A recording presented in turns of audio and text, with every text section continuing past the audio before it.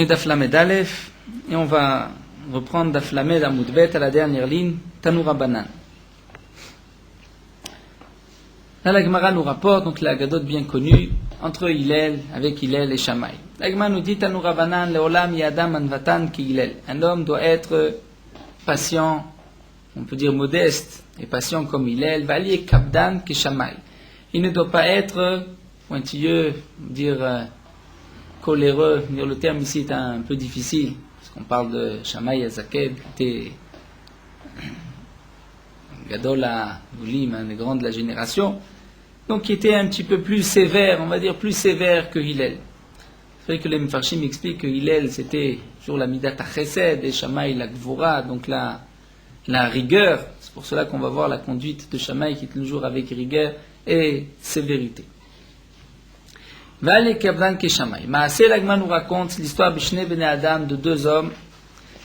Nous commençons d'Daf Lamed Aleph, Shimru Ze et Ze, qui ont parié ensemble. Amrou, ils ont dit, Kol Michel Yeler Viyaknit et Hillel, tout celui qui pourra embêter, mettre en colère Hillel, Itel Arba Meotzuz, il prendra 400 ouz.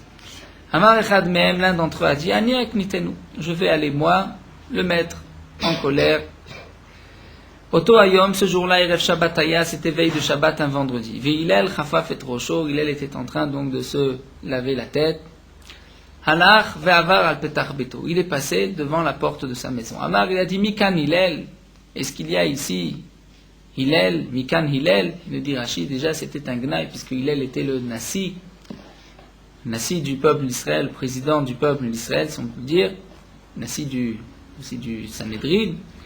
Donc déjà de parler Mikan Hillel, c'était un gnaï, c'était une offense à Hillel.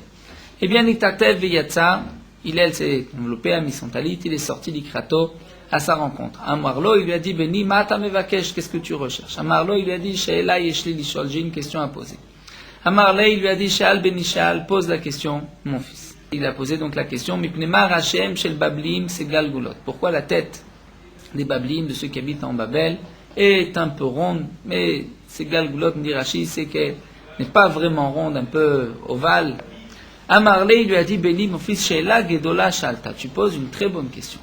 Il lui a dit, la réponse est la suivante, c'est parce qu'elles n'ont pas de sages-femmes qui sont suffisamment habiles et elles n'arrivent pas au moment où l'enfant doit sortir à le sortir comme il faut, et donc c'est pour cela que les têtes sont un peu déformées.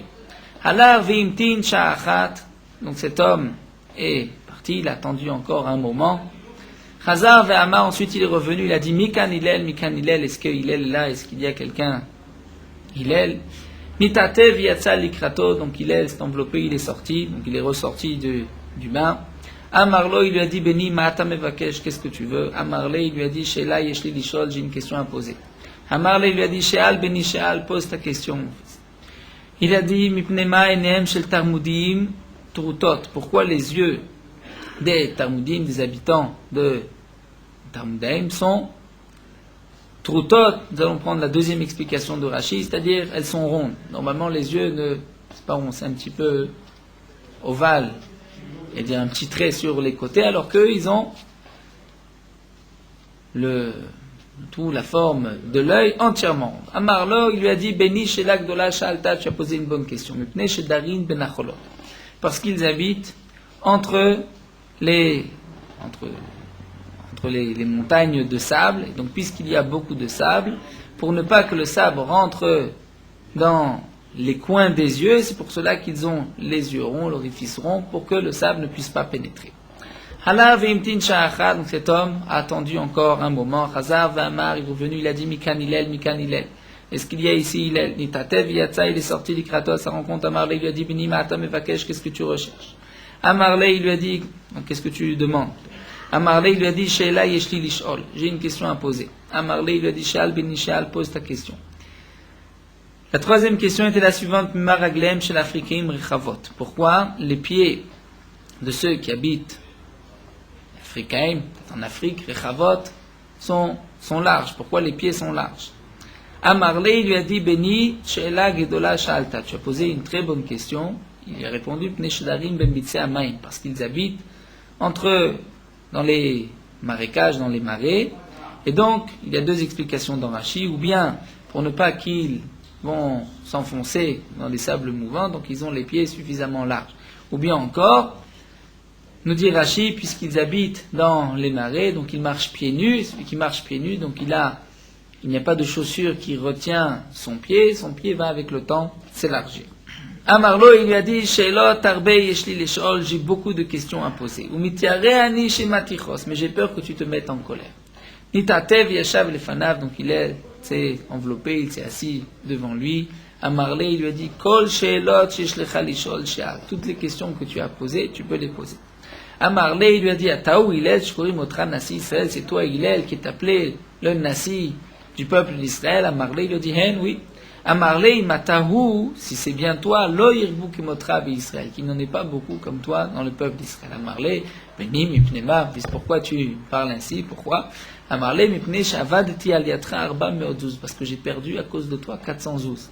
Je devais te mettre en colère, je n'ai pas réussi, j'ai perdu 400 zouz. Amarle, il lui a dit, Eve Zahir Beruchacha, fais attention, donc tu penses à tes paris, Kedai ou Hillel, j'étais Aved Aliado. Donc Hillel, effectivement, apte nous dit Rashi à cela, Raoul l'écart, que tu puisses perdre à cause de lui 400 zouz, les 400 zouz encore, Hillel le Yaktid, et Hillel ne se mettra pas en colère, ne va pas être sévère sur ce que tu pourras lui dire. Tanu Rabbanan, la Gemara continue, nous rapporte une autre histoire. Maaseh Benochi Echad, c'est l'histoire d'un païen, Sheba Lifnei Shammai, qui s'est présenté devant Shammai. Amarlo, il lui a dit, Kama Torot Ishlachem, combien de Torot, de lois vous avez? Amarlo, il a dit, Shtaim, nous en avons deux. Torah Shebirtav et Torah Shebealpe, la Torah écrite, la Torah orale. Amarle, il lui a dit, Shebirtav Anima Mincha, pour la Torah écrite, je te crois. Shebealpe Anima Mincha, mais pour la Torah orale, je ne te crois pas. Gaireni, convertis-moi, Almenat Shlamdeni Torah Shebirtav, à condition que tu m'apprennes la Torah écrite et non pas la Torah orale. Garbo veotzio benezifa. Shammai lui a crié dessus et il a fait sortir Benezifa. Il a repoussé.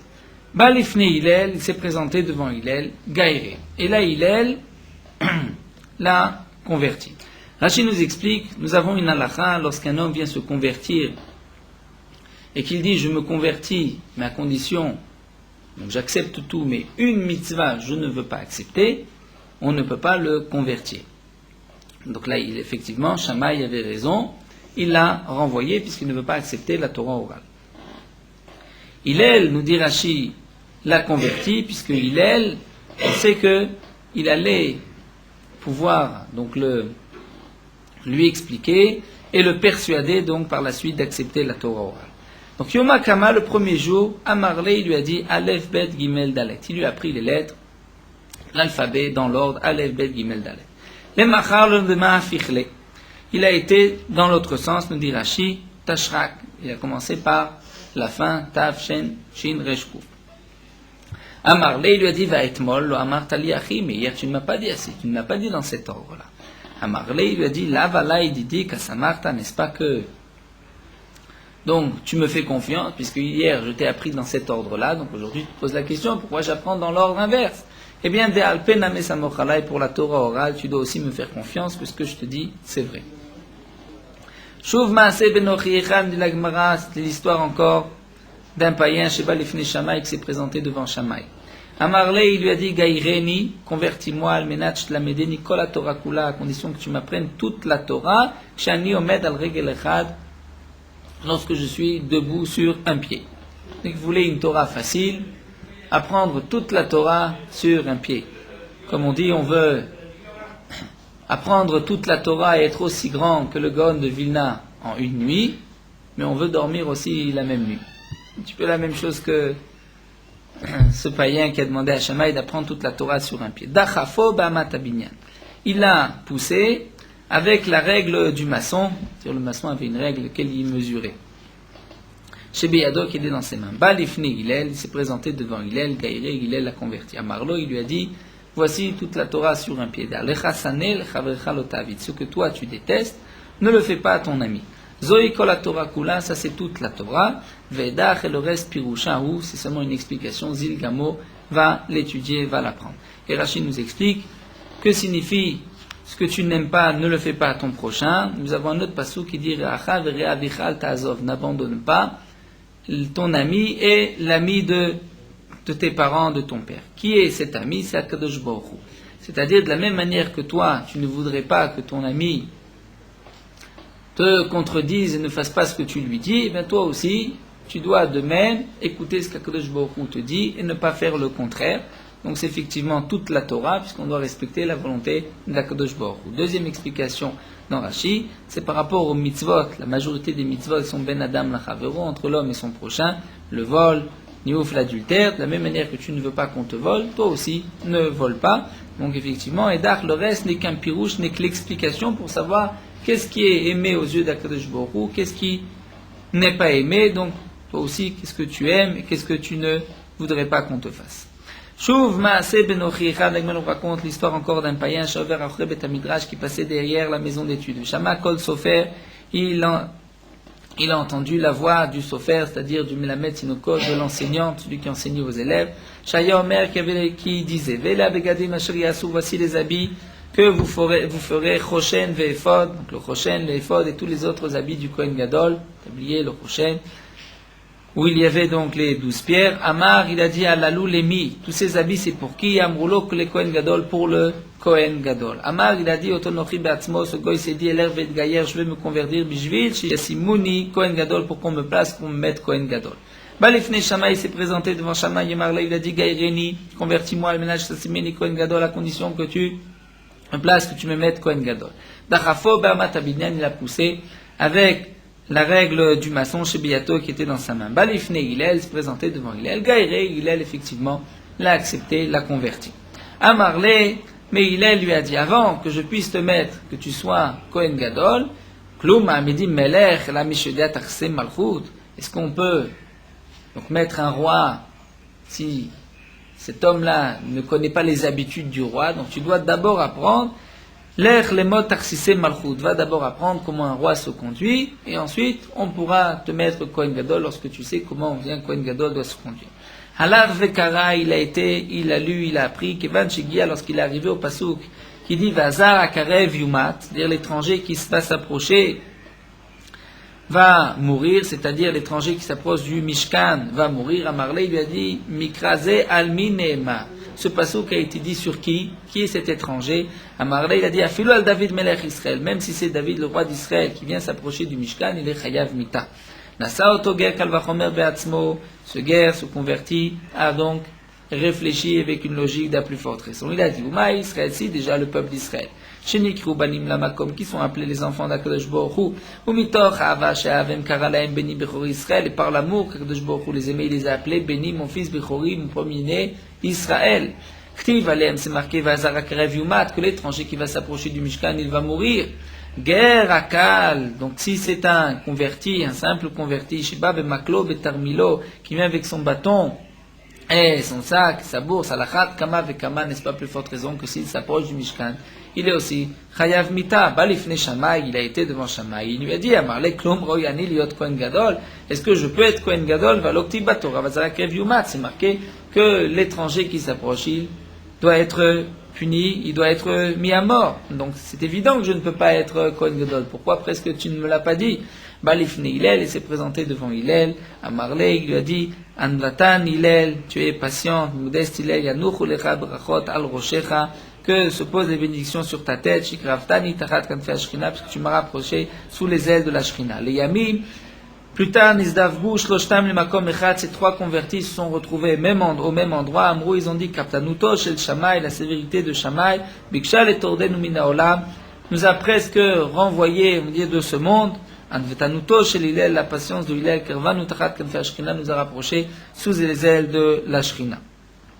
Amar Resh Lakish, Maï Dirtiv, Resh Lakish dit quelle est l'explication du Pasuk? Il y a un Pasuk qui dit dans Yeshaya, Ve'aya, Emunat, Itecha, Chose Nishvot, Chochma Vadat, Irat Hashem Yotzaro. La Gemara va nous expliquer ce Pasuk concernant toute l'étude de la Torah orale. Emunat, Ze Seder Zraim. Le Seder Zraim, qui est le premier Seder, donc, des Shisha Sidre Mishnah, des 6 traités de Mishnah. Seder Zraim, c'est Emuna. Pourquoi Emuna, nous dit Rashi? puisque là-bas on parle des afrachot, de trumot ou maasot, de tous les prélèvements qu'on doit prendre, et on ne fait ces prélèvements que si on a vraiment confiance en Akadosh Baruch Hu, et à ce moment-là, lorsqu'on a cette confiance, cette croyance, on va faire les prélèvements. On nous dit Tosfot dans le Yerushalmi, c'est marqué Shma'amin bechai yaolamim vezorea, c'est-à-dire celui qui croit en Akadosh Baruch Hu va effectivement semer, puisqu'il sait que Akadosh Baruch Hu va lui amener la pluie et que tout va pousser. Itecha, les moments de Seder Moed, puisque c'est les fêtes par rapport au moment de l'année. Chosen, c'est par rapport, nous dit Rachis, nation de Yerusha, d'héritage. C'est Seder Nashim, puisque grâce au mariage, lorsqu'un homme va avoir des enfants, il aura aussi des héritiers. Yeshuot, c'est d'être sauvé. Sauvé, c'est Seder Nezikim, puisque grâce à ce Seder où on parle de tous les litiges, de tous les dégâts, donc un homme va faire attention de ne pas causer de dommages et de ne pas donc devoir de l'argent à son ami. Chochma, c'est Seder Kochim, puisque c'est aussi une Chochma, une sagesse, c'est Da'at, nous dit Rashi, c'est plus encore que la Chochma, c'est Seder Ta'arot, tout le traité qui concerne les lois de pureté et d'impureté. Avec tout cela, le pasuk termine et dit Yirat Hashem yotzaro. C'est-à-dire la crainte d'Akadosh Baruch Hu, c'est Otsaro, c'est l'endroit où il va entreposer tout ça, c'est son trésor. C'est-à-dire, si un homme a la crainte d'Hachem, eh bien il pourra garder, entreposer et se souvenir de toute son étude. Sinon, il n'aura rien. Amar Rava nous dit, plus encore dans le pasuk, Bishash Machnissim Adam Ledin, lorsqu'un homme va être jugé, après sa mort, on lui dit d'abord Nasatav Natata Be'emuna. Donc lui, Rava va expliquer le pasuk Emuna Itecha, etc.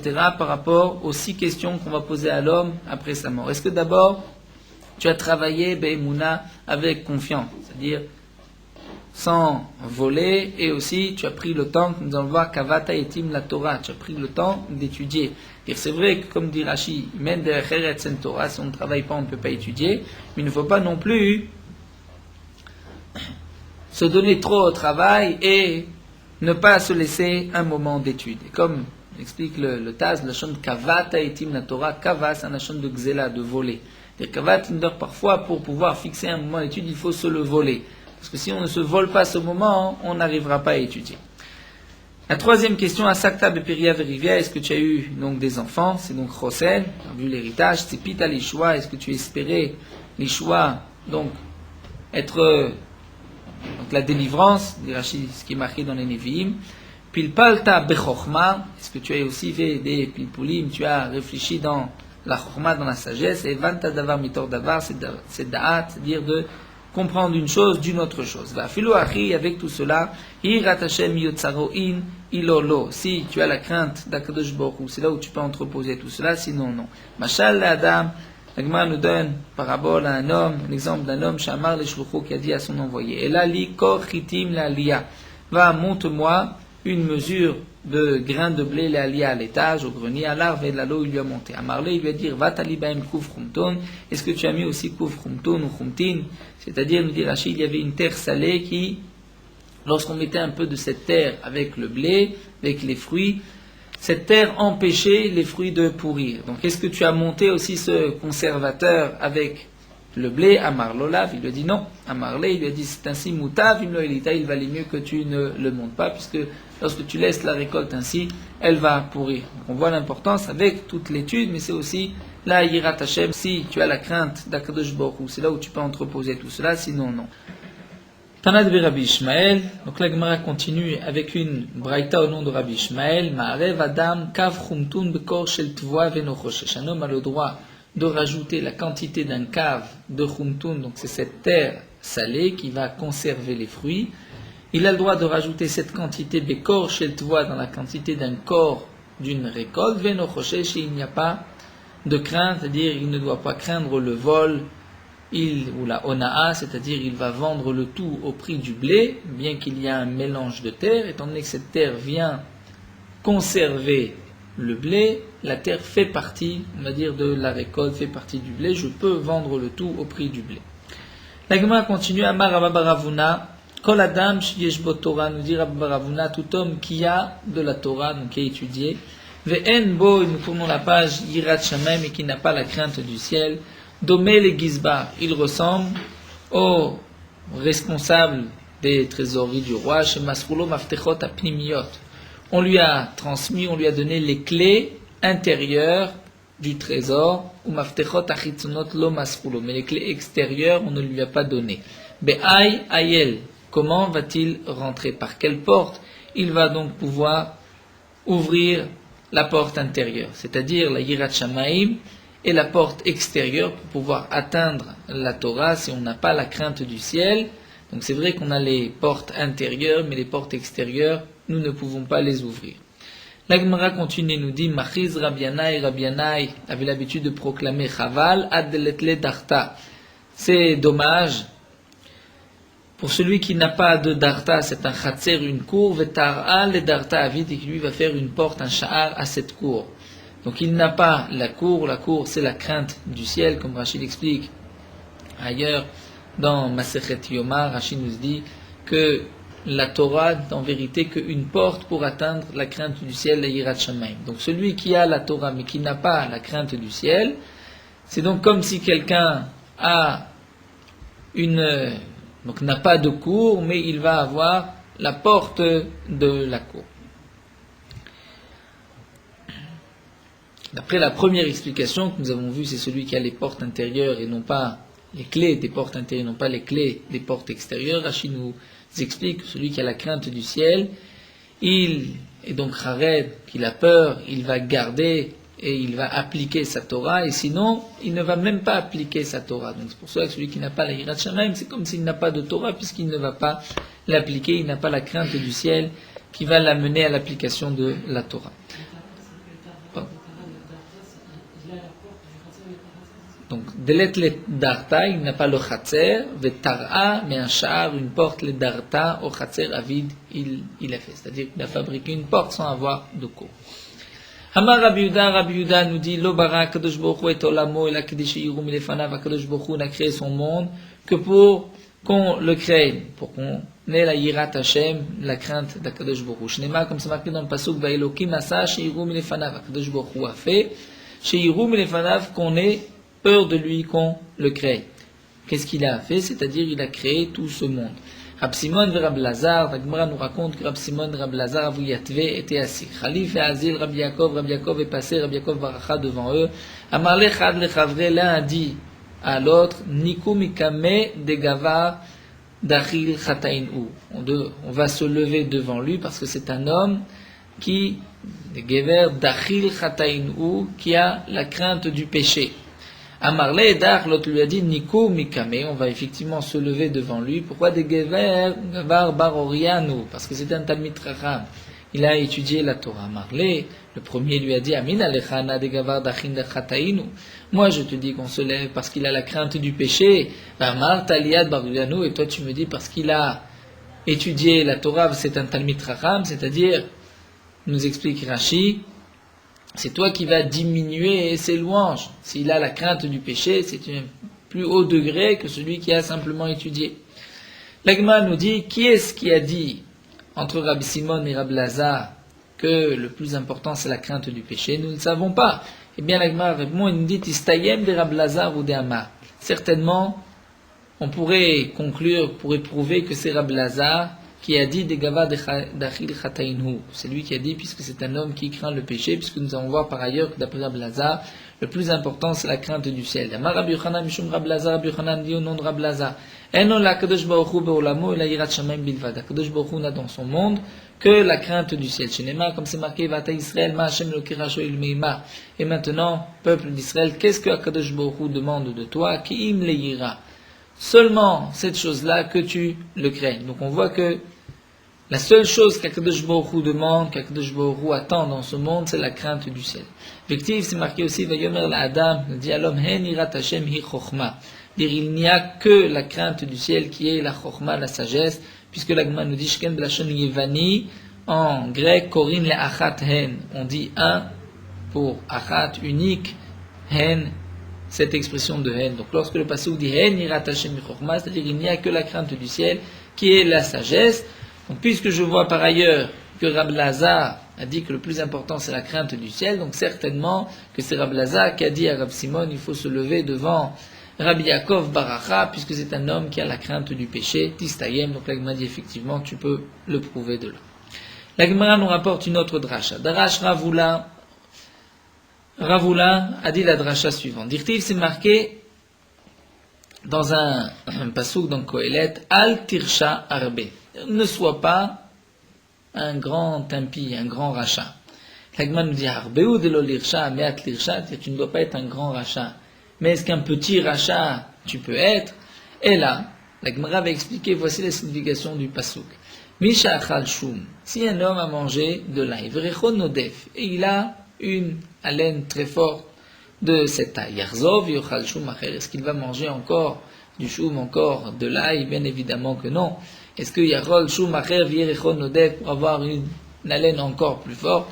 De même donc, Akadosh Baruch Hu nous dit dans Kohelet, comme Mohamed vient de dire, Al tirshar betet, ne sois pas un grand rachat. C'est vrai, même si tu as fait une petite faute, ne continue pas, ne te dis pas, puisque j'ai fauté, alors je continue à fauter. Darash Rava Baravula a dit la dracha suivante du pasuk. Maïdirtiv. Kien chartzuvot le motam. Un pasuk dans Tehilim, c'est marqué Kien chartzuvot le motam. C'est-à-dire, ils ne sont pas malades de leur mort, c'est-à-dire ils ne pensent pas à leur mort, ou bari ou l'âme. Et ils sont en bonne santé comme un palais. Quelle est la signification du pasuk? Akadosh Baruch Hu. Akadosh Baruch Hu dit lo dayan la reshaim. Pas seulement les reshaim, c'est-à-dire ça ne leur suffit pas, shenan charedim ve'atzivim yom amita, qui n'ont pas peur, qui ne sont pas tristes du jour de leur mort. Et là en plus, c'est la shelibam bari lahem keulam. Mais leur cœur est en bonne santé comme la porte bien large d'un palais d'une grande pièce. Ve'inu d'amar Rabba, et c'est ce que Rabba dit, maï dirtiv. Quelle est l'explication du pasuk? Zedarkam kesel lamo. Aussi un pasuk dans Tehilim, où David Améler dit, Zedarkam, c'est ça leur chemin, kesel lamo. Kesel, lamo c'est toujours lahem, pour eux. Que signifie kesel lamo? C'est-à-dire, yodim reshaim shedarkam lemita. Et les reshaim, les impies savent très bien qu'ils vont terminer, un jour ils vont mourir. Veyesh lahem chelev al kislam. Mais ils ont sur les kesalim, c'est-à-dire au niveau des reins, dit Rachid, des clayotes, ils ont une graisse qui recouvre les reins et qui les empêche de réfléchir. Parce qu'on voit toujours dans la Gemara que les reins, clayotes, yoatzot, qui donnent des bons conseils. Eux, les Rechaïm, ont une graisse qui recouvre les reins et qui les empêche de réfléchir. Chez Matomar Shichaimem, peut-être que tu vas dire qu'ils ont oublié le jour de la mort. Eh bien non, Talmud Lomar, Vachariem, Befiem, Yerotsusela. Et leur fin, Befiem dans leur bouche, Aoutzla, ils vont toujours en parler. Donc bien qu'ils parlent de leur mort, malgré tout, ils ne vont pas changer pour autant leur action. Comme nous voyons dans la Torah, lorsque Esav a rencontré Yaakov, il a dit, je vais mourir. Et à ce moment-là, donc, c'est marqué dans le pasuk que Esav a été mevazé, la Bechora, Kofer Beikar, bien qu'au même moment, il se rappelait le jour de sa mort, qui normalement devrait le ramener à la Tchouva. Nous reprenons un petit morceau de Gemara, de Halacha, où la Gemara explique la Mishnah. Nous avons vu dans la Mishnah, d'abord la marloquette que nous avons rapportée entre Rabbi Shimon et Rabbi Yehuda pour une melacha chez Natsricha Legoufa, c'est-à-dire lorsque je vais éteindre, et je n'ai pas besoin du charbon de la mèche, mais je vais éteindre parce que je veux préserver l'ustensile, le keli, qu'il ne se brise pas, ou je veux garder de l'huile. Nous avons vu que ceci dépend de la marloquette entre Rabbi Yehuda et Rabbi Shimon. D'après Rabbi Yehuda, je suis chayav, d'après Rabbi Shimon, je suis patou, puisque une melacha chez Natsricha Legoufa. Je n'ai pas besoin de la melacha elle-même, j'ai besoin le résultat, je veux garder l'huile. Donc là, mon intention, ce n'est pas d'éteindre pour prendre le charbon de la mèche. Pourtant, dans la Mishnah, nous avons vu que d'après Rabbi Yossé, il y a un cas où il est chayav, c'est celui qui est chas à la petila. Rabbi Yossé poter bekulam chutz min apetila mipnei shu oseh pecham, parce que la petila, il fait donc du charbon. Et là, Gemara pose la question, Rabbi Yossé keman sivrale. Comme qui pense Rabbi Yossé? Et qui Rabbi Yehuda sivrale? Si Rabbi Yossé pense comme Rabbi Yehuda, que melacha shenatzricha legoufa il est chayav, afilu banachna melechayev, même dans les autres cas, comme le cas que nous avons vu, s'il éteint le nerf, il éteint la lumière, la flamme, parce qu'il veut garder de l'huile, même parce qu'il a peur que le récipient se casse. C'est une lachash natsricha legoufa, mais d'après Rabbi Yehuda, il est chayav. Donc, dans ces trois cas-là, il devrait être chayav. Pourquoi Rabbi Yossé a dit il n'est chayav que dans le cas où il éteint pour garder la mèche? Veki Rabbi Shimon Tzvirale, si tu vas dire que d'après Rabbi Yossé, il n'est effectivement pas tour dans les autres cas parce qu'il pense comme Rabbi Shimon, que Melacha Shenatzricha Legoufa pas tour. Et lui, il n'a pas besoin du charbon de la mèche, mais il a besoin de l'huile ou du récipient. Si c'est ainsi, nous dit l'Agma, ptilana melipater, même pour la mèche. C'est-à-dire dans le cas où il veut garder la mèche entière, puisque sinon la mèche va entièrement se consumer. Il n'a pas besoin du charbon lui-même, eh bien on devrait dire qu'il est pas tour aussi. Amar Oula va répondre et va dire, voici l'explication de Rabbi Yossé. L'olam que Rabbi Uda Svirale, Rabbi Yossé pense comme Rabbi Uda, que Melacha Shenatzricha Legouva, en général il est chayav. Seulement qu'Asava Rabbi Yossé, Soter almenat livnot bimkomo ave soter. C'est-à-dire lorsque, nous verrons par la suite dans le 7e Pérec, parmi les melachot de Shabbat, il y a celui qui va construire, il y a aussi celui qui va détruire. Mais détruire, d'après Rabbi Yossé, c'est seulement si je vais construire, reconstruire au même endroit. Mais si je détruis pour prendre les pierres et aller construire ailleurs, je n'ai pas transgressé ce lave de Soter. De même, nous explique Rashi, toute melacha, il y a aussi un principe que nous verrons d'une fois, dit de mekalkel. C'est-à-dire lorsque un homme, sa melacha, ce n'est pas un tikkun. La melacha, en général, Shabbat, c'est un tikkun. Il va arranger, il va faire une création. Mais lorsqu'il va abîmer, il devrait être patour. Quand la mekalkel, patour. Lorsque quelqu'un va déchirer un objet, si c'est bederer qu'il coule, il est patour. Bien que korea, il est chaya. Puisque korea, c'est seulement celui qui déchire un vêtement pour pouvoir le recoudre. Ça le menate les taken. Mais lorsque c'est déchiré pour déchirer, il est patour. C'est interdit midera banane, mais il est patour mideoraita. Donc d'après Rabbi Yossé, il y a une condition pour le soter, c'est-à-dire pour ne pas qu'il soit mekalkel. De même pour celui qui éteint. D'après Rabbi Yossé, si tu éteins pour rallumer cette même mèche, dans ce cas-là, tu es chayav. Pourquoi? Puisque c'est soter, tu abîmes, mais almenat livnot de reconstruire au même endroit. C'est-à-dire tu vas rallumer la mèche, comme nous l'avons vu qu'il fallait d'abord allumer la mèche pour qu'ensuite elle puisse mieux brûler la seconde fois. Donc lorsque c'est dans cette intention, là nous dit Rabbi Yossé, il y a effectivement une melechet marchevet, j'ai une intention de création, je fais quelque chose, j'éteins la veilleuse, la mèche, parce que je veux par la suite la rallumer. C'est seulement dans ce cas-là que je suis chayav. Mais dans les autres cas où je veux garder de l'huile, ou bien je veux garder le récipient, là ce n'est pas une stira, c'est-à-dire je suis mekalkel, mais pas un menat livnot, puisque je ne viens pas pour rallumer cette lumière. Rachid nous dit, même s'il va rallumer avec cette huile, ça ne s'appelle pas soter al menat livnot bimkomo. Puisque nous dit Rachid, le kibouille et la havara, lorsque j'allume et j'éteins, c'est pas sur l'huile et le récipient, c'est sur la mèche. Donc lorsque je regarde la mèche elle-même, si j'éteins pour rallumer la mèche, là c'est interdit d'après Rabbi Yossé. Mais lorsque j'éteins pour conserver de l'huile ou pour garder le récipient, là c'est un simple kilkoul, j'abîme ce qui existe déjà et je suis patour. C'est ce que nous explique Oula.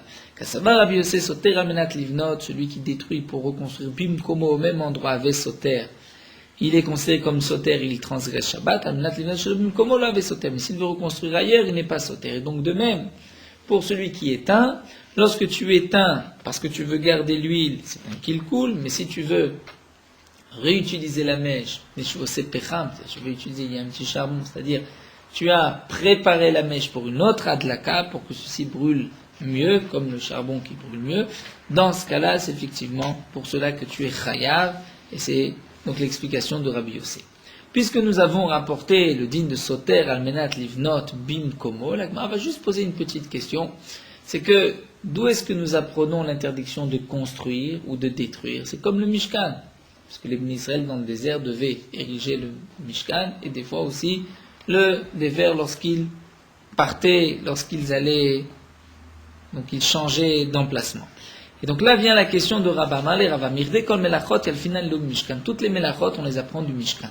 Ve'atam là-bas, lorsque je démontais le Mishkan, soter al me'at livnot shelo bimkomo, ce n'était pas pour le reconstruire au même endroit, j'allais le reconstruire ailleurs. Amarle il lui a dit, c'est vrai mais dans le Mishkan c'est différent. Shane atam. Kevan dirtiv al pi Hashem yachanu ke soter al menat livnot bimkomo dame. Étant donné que c'est Akadosh Baruch Hu qui décidait où est-ce que on allait camper. Donc c'est considéré comme si c'est Amenat Livnot Bimkomo à l'endroit. C'est-à-dire l'endroit ne dépend pas de moi, dépend d'Akadosh Baruch Hu. D'ailleurs, comme c'est expliqué par ailleurs, si Akadosh Baruch Hu avait décidé qu'on reste au même endroit, eh bien on devait reconstruire au même endroit. Puisque donc on dépendait de la volonté d'Akadosh Baruch Hu, c'est considéré comme celui qui détruit pour reconstruire au même endroit. Donc nous avons une première explication comment comprendre Rabbi Yossé dans la Mishnah. Rabbi Yossé pense comme Rabbi Yehuda, seulement il a un autre point sur lequel Rabbi Yehuda n'est pas d'accord, c'est que d'après Rabbi Yossé, il faut sauter à Amenat Livnot Bimkomo. C'est donc seulement dans le cas où il éteint la mèche, pour la mèche, qu'il est Chayav. Rabbi Yochanan va donner notre explication, l'olam qui Rabbi Shimon Sevirale. En vérité, Rabbi Yossé pense comme Rabbi Shimon et Melacha, Shnatzra Legoufa, il est patour.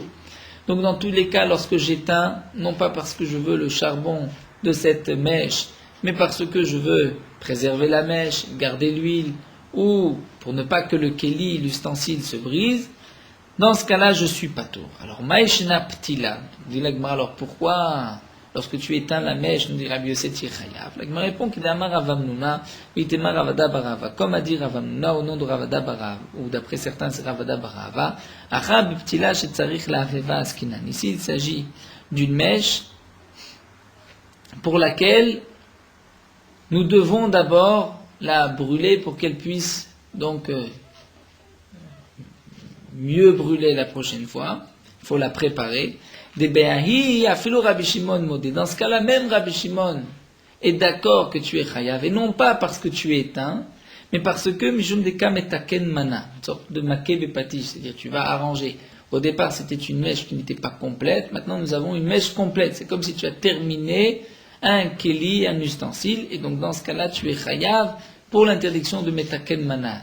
Donc tu n'es pas chayav parce que tu as éteint, mais tu es chayav parce que tu as été metaken mana, tu as arrangé, tu as terminé un objet, tu as donné le dernier coup de marteau, maké bepatish, et tu as terminé l'objet. Amar Rava va dire, j'ai même une preuve, comme cette explication de Rabbi Yochanan, c'est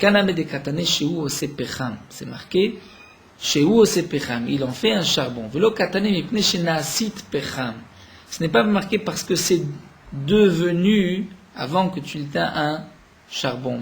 Mais c'est-à-dire, puisque par cette action d'éteindre, tu as préparé, tu en as fait un pecham, c'est-à-dire tu as terminé la mèche maintenant, tu peux la rallumer, c'est pour cela qu'effectivement tu es chayav. Et donc Shema Mina, l'Agma nous rapporte, c'est là la raison d'après Rabbi Yochanan, c'est là la raison pour laquelle, d'après Rabbi Yossé, on est chayav dans le cas où il a éteint la mèche.